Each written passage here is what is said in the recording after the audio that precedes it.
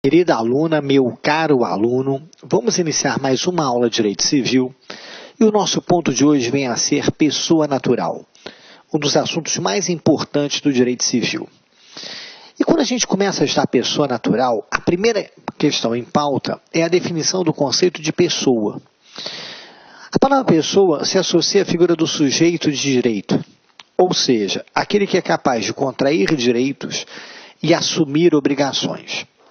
Então, repara só, ser pessoa é ser capaz de ser sujeito de direito, de você ter direitos e obrigações.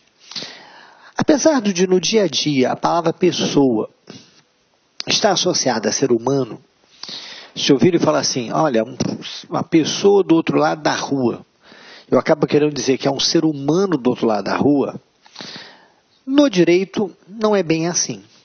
Pessoa não é necessariamente sinônimo de ser humano. Por que não? Porque a pessoa pode ser de dois tipos. Pessoa natural ou física, que é o ser humano, e a pessoa jurídica, que é o ente coletivo. A pessoa jurídica é o partido político. A pessoa jurídica é a união, é o estado, é o município. A pessoa jurídica é o banco, é o restaurante.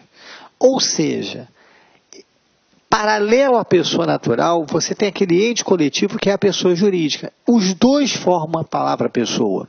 De tal sorte que eu não posso trabalhar a pessoa como sinônimo de ser humano, já que pessoa natural é uma espécie.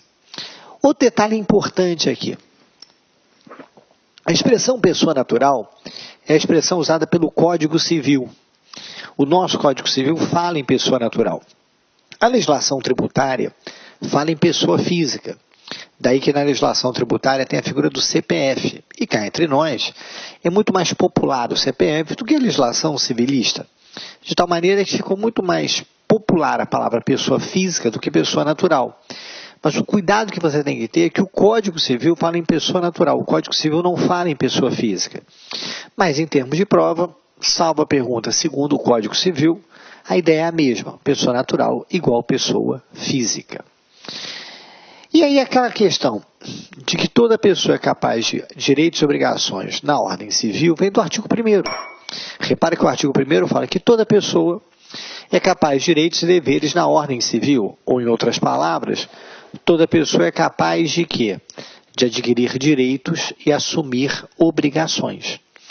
Por isso que a gente usa essa expressão capacidade de direito. Quando você usa a expressão capacidade de direito, quer dizer isso. É a capacidade para você contrair direitos e assumir obrigações.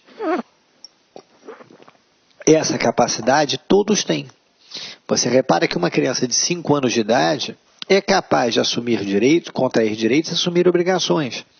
Repare, os pais dessa criança venham a falecer. Essa criança herda dos pais, então ela vai ser proprietária do bem. Uma outra hipótese, imagine o avô fazendo uma doação para essa criança. A criança vai ser proprietária do bem doado pelo avô. E, portanto, ela é capaz de contrair direitos e também de assumir obrigações. A partir do momento que ela é proprietária do bem, ela é sujeito passivo do IPTU, é sujeito passivo da taxa de iluminação e por aí vai. Um outro detalhe que é importante aqui é que aqui no artigo 1º a gente não está falando nem em pessoa natural nem em pessoa jurídica. A gente está falando em pessoa. Então repara na ideia do artigo 1º que a pessoa é capaz de assumir direitos e obrigações. Agora vamos falar um pouquinho da pessoa natural. E da pessoa natural, a gente trabalha o artigo 2º, que é o início da personalidade da pessoa natural. Em que momento a personalidade se inicia? Repare que o artigo 2º diz que a personalidade civil da pessoa natural começa com o nascimento com vida, mas a lei impõe a salvo, desde a concepção, os direitos do nascituro. Então vamos um pouquinho devagar nessa análise aqui. Primeira questão nessa análise. Nós temos duas teorias que explicam o início da personalidade da pessoa natural. A teoria concepcionalista, que está ligada à concepção. De acordo com essa teoria, a personalidade começa com a concepção. E a segunda teoria, a natalista, que é a teoria brasileira, em que a personalidade se inicia com o nascimento. Então você repara que no direito brasileiro a teoria adotada é a natalista. Você repara que no direito brasileiro a personalidade se inicia com o nascimento com vida e não com a concepção. Entretanto, apesar da personalidade não começar com a concepção, o direito diz o quê? Que desde a concepção se põe a salvo os direitos do nascituro. Nascituro é aquele que vai nascer. Então, por exemplo, imagine que o pai venha a falecer e a mãe está grávida. Portanto, o filho é nascituro. Esse filho vai herdar desde que venha a nascer com vida. Mas repara bem, quando você fala que ele vai herdar desde que vai nascer com vida, no momento da morte do pai ele não nasceu ainda. Mas a gente já protege esse filho. A gente estabelece que se ele vier a nascer com vida, aquela herança está protegida. A mesma coisa seria uma doação que é feita ao nascituro, ou seja, eu faço uma doação para a sua futura prole. Então, nesse caso, a gente põe a salvo esse direito do nascituro. Então, repare que o nascituro não é pessoa, o nascituro é aquele que vai nascer. Repare que o início da personalidade no direito brasileiro se dá com o quê? Com o nascimento com vida. Repare que o direito brasileiro adota a teoria natalista. Entretanto, o nascituro ele é protegido. Combinado? Segundo toque importante aqui. Em alguns países, não basta nascer com vida. Tem que ter forma humana. Uma expressão meio estranha, mas é verdade. Algumas legislações até hoje repetem isso. E de vez em quando, na prova, pergunta isso, tem que ter forma humana. Claro que tem na prática, sim, mas todo mundo tem forma humana. Entretanto, para efeitos de prova, basta o quê? O nascimento com vida. Segunda coisa importante, há países que adotam o critério da viabilidade, que não bastaria nascer com vida. Além de nascer com vida, a criança teria que ser viável. E o que é ser viável? Condições de viver. Haveria laudo médico dizendo que a pessoa teria condições de viver. O direito brasileiro não adota isso. No Brasil basta o quê? Nascer com vida. Não há necessidade da viabilidade. Ser a laudos médicos garantindo que a criança tem condições de viver. Basta nascer com vida. E, finalmente, em alguns países do mundo também, você tem que ter um prazo dessa vivência. Assim. A personalidade se inicia com o nascimento com vida, desde que vai viver 24 horas, 48 horas, 72 horas. No Brasil não precisa. O Brasil segue a teoria natalista de maneira absoluta. Basta o quê? Nascer com vida. Não haver necessidade da tal da forma humana, não haver necessidade da viabilidade e principalmente não haver necessidade de um prazo. Basta o nascimento com vida. Beleza? Joia até aqui? Vamos seguir? Continuando agora. Repara só. Eu queria voltar um pouquinho naquela tal capacidade de direito. Para a gente poder entender esse esqueminha aqui, eu queria voltar um pouquinho no que ficou para trás. A gente viu que toda pessoa é capaz de contrair direitos e assumir obrigações. A gente viu que uma criança de 5 anos de idade pode ser proprietária de um bem. Uma criança de 5 anos de idade pode ter sujeito passivo de uma obrigação tributária. E a gente viu, portanto, que todo mundo é capaz de contrair direitos e assumir obrigações. Mas a pergunta é, a criança pode ser proprietária de uma casa? Pode.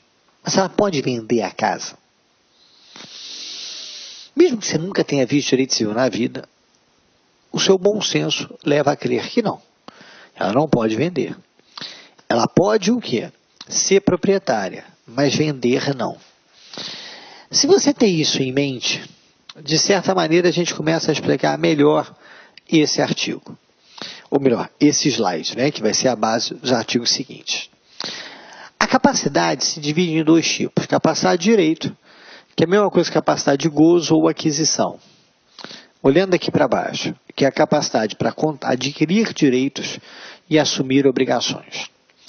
Essa capacidade de contrair direitos e assumir obrigações, ela é a chamada capacidade de direito.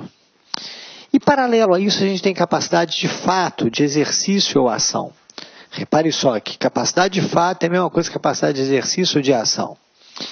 Que é a capacidade para quê? Para exercer o direito. Essa capacidade nem todo mundo tem. Repare que a criança de 5 anos de idade tem a capacidade de direito, mas a criança de 5 anos de idade não pode vender a casa. Ela não tem a capacidade de fato. Legal até aqui? Então onde eu quero chegar? Capacidade de direito, gozo ou aquisição. É a capacidade que todos possuem. Todos possuem capacidade de direito, gozo ou aquisição. Essa capacidade de direito de gozo ou aquisição, todos possuem. A criança de 5 anos de idade, o recém-nascido, a pessoa jurídica, todo mundo tem capacidade de direito, todo mundo é capaz de contrair direitos e assumir obrigações. Entretanto, a capacidade de fato, de exercício ou de ação, essa capacidade aqui de baixo, que é para exercer o direito, nem todos têm. A criança pode ser proprietária de um bem, mas a criança não pode vender o bem. Combinado? Vamos mais um pouquinho? Então vem agora para esse esqueminha nosso aqui. Com base na capacidade de fato, de exercício ou de ação, que é a mesma coisa, as pessoas se dividem em 3 tipos. Absolutamente incapaz, relativamente incapaz e capaz. Então, baseado nessa capacidade de fato, exercício ou ação, nós temos o absolutamente incapaz, o relativamente incapaz e o capaz. Como assim? Vem comigo aqui. O absolutamente incapaz, como o nome já está dizendo, ele não tem capacidade nenhuma. Não tem capacidade alguma para a prática do ato. Ele, absolutamente incapaz, não pode praticar nada. Ele não tem nenhuma capacidade. Por essa razão, ele, absolutamente incapaz, tem que ser o quê? Representado. O absolutamente incapaz necessita ser representado. O que é? Alguém agir em nome dele. Então, por exemplo, aquela criança de 5 anos de idade. A criança de 5 anos de idade ela é absolutamente incapaz. Então, pelo fato de ela ter 5 anos de idade, ela tem que ser o quê? Representada. E ela vai ser representada pelos pais. Se não houver pais, pelo tutor. Mas alguém vai agir em nome dela. Já o relativamente incapaz, que é o sujeito que não é capaz ainda, mas algumas coisas ele já pode fazer. Enquanto que o absolutamente incapaz não pode emitir vontade, o absolutamente incapaz, a vontade dele não é considerada, o relativamente incapaz não. Ele emite vontade, mas ao emitir vontade tem que emitir junto com alguém. Então alguém vai assisti-lo. O responsável não vai agir em nome dele. O responsável vai assisti-lo. Então, o relativamente incapaz será o quê? O relativamente incapaz será assistido.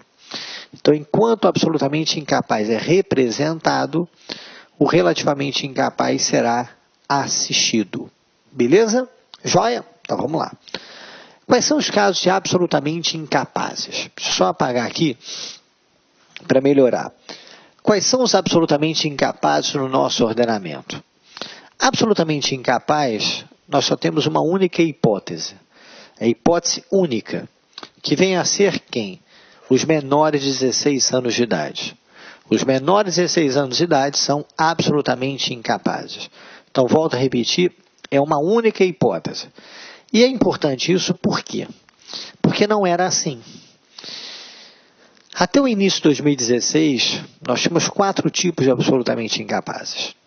Entretanto, em 2015 foi promulgada uma lei que entrou em vigor nessa parte, no início de 2016, que é o Estatuto das Pessoas com Deficiência. E o Estatuto das Pessoas com Deficiência acabou, modificou a divisão de absolutamente incapaz e relativamente incapaz. Não acabou com a divisão, mas esvaziou muito o artigo, estabelecendo que hoje só tem um tipo de absolutamente incapaz. O único tipo de absolutamente incapaz que a gente tem é o menor de 16 anos. Toma cuidado se você fizer provas anteriores, anterior a 2016. Talvez você encontre uma questão dizendo que absolutamente incapaz é quem não sabe expressar a sua vontade, que absolutamente incapaz é quem não tem discernimento. Hoje, não mais assim. Hoje, só o menor, 16 anos. Então, muito cuidado, quem faz prova anterior, aqui, claro que eu sou super a favor que faça a prova, mas aqui você tem que tomar um pouquinho de cuidado, pode ter problema. Beleza? Vamos lá. Quais são os relativamente incapazes? Primeiro, quem está entre 16 e 18 anos, os maiores de 16 anos e menores de 18 anos. Quem mais? O ébrio habitual e os viciados em tóxico. Toma só cuidado, que em termos práticos não é uma coisa automática. Não basta de ser ébrio para ser relativamente incapaz. É preciso que a junta médica, a perícia, entenda que ele não tem, naquele momento, discernimento. Mas em termos de prova, não vai cair essa observação. Essa observação minha é muito mais prática do que prova. Em termos de prova, vai cair a ideia de que o ébrio habitual, ele é o quê? Relativamente incapaz. O ébrio habitual, relativamente incapaz. A prova vai ser bem textual. O outro caso são os viciados em tóxicos, os toxicômanos. Esses viciados em tóxicos, chamados toxicômanos, eles são o quê? Também relativamente incapazes. Quem mais? Aqueles que por causa transitória ou permanente não puderem expressar a sua vontade. Toma cuidado, que essa galera até o início de 2016 era absolutamente incapaz. Com a entrada do Estatuto em vigor, passou de absolutamente incapaz para relativamente incapaz. Então toma cuidado, você vai encontrar a questão antiga dizendo que ele é relativamente incapaz. Hoje não, ele é, a Constituição antiga, dizendo que ele é absolutamente incapaz. Está errado. Hoje ele é o quê? Relativamente incapaz. Quem mais? Os pródigos, que são aquelas pessoas que estão torrando todo o patrimônio. O pródigo é o sujeito que torra tudo, que está queimando todo o patrimônio dele, está diminuindo o patrimônio dele para se tornar insolvente, ele vem dissipando o patrimônio dele. Alguns autores chegam a dizer que ele vem dissipando o patrimônio dele, reduzindo-se à miséria. Ele não seria um miserável, mas ele está reduzindo a miséria. Se ele não for interrompido, ele vai chegar à condição de miserável. Então, justamente isso, aquela pessoa que é perdulária, que faz gastos absolutamente desnecessários e vem acabando com o patrimônio dela. Esse é o pródigo. O pródigo é considerado pelo direito como o quê? Relativamente incapaz. Então, muito cuidado, que o pródigo entra na figura do relativamente incapaz. Parágrafo único, aí apenas um destaque, é a questão da capacidade dos indígenas. No velho CPC, ele era considerado incapaz. O novo CPC, o novo Código Civil, não o CPC, o Código Civil de 2002, veio para assim, olha, cabe à legislação específica tratar do assunto. Então, o Código Civil não trata mais da capacidade dos indígenas. Deu à legislação específica esse tratamento. Beleza? Vamos seguir? Agora, uma expressãozinha que banca gosta. A diferença de menor impúbere para menor púbere. Quando você ouve falar em menor impúbere é o menor de 16 anos de idade. Aquele que tem menos de 16 anos de idade é menor impúbere, sendo chamado de quê? Absolutamente incapaz. Quem tiver entre 16 e 18 anos, ou seja, o relativamente incapaz, ele é o menor púbere. Então, quando você ouvir falar em menor impúbere, é o absolutamente incapaz. Quando você ouvir falar em menor púbere, é o relativamente incapaz. Beleza? Até hoje, banca gosta disso. Então, um certo cuidado nessa separação. Continuando agora. Preste atenção aqui, porque aqui é quente em prova. Que são os atos praticados pelo menor púbere sem assistência. Ou seja, a pessoa é relativamente... Olá, meus amigos! E aí, gostou da aula do professor Guerrinha? Quer continuar assistindo essa... De novo. Olá, meus amigos! E aí, gostou da aula do grande professor Guerrinha? Quer continuar assistindo essa videoaula? Aliás, você quer fazer o curso de Direito Civil, parte geral, aí, bastante ampliado com o professor Guerrinha? Então, convido vocês a se matricularem nessa isolada aqui do LAC. São 27 videoaulas, no total de 18 horas de carga horária. São 60 dias de acesso e investimento apenas R$40. Só aqui no LAC Concursos que você tem essa opção. Aqui no LAC é o melhor custo-benefício da internet. Pode acreditar, pode confiar, pode fazer a sua matrícula sem medo de ser feliz, porque eu tenho certeza que você vai ficar satisfeito com o nosso serviço. Outra coisa, você quer esse material da aula agora, desse vídeo aí? Você quer esse material? Você pode então clicar no link aqui embaixo, que você vai poder assistir, vai poder baixar, fazer o download desse material gratuitamente aqui no Lá Concurso. Tá certo, meus amigos? Um forte abraço, fique com Deus, até a próxima, se Deus quiser. Tchau, tchau. Clique lá.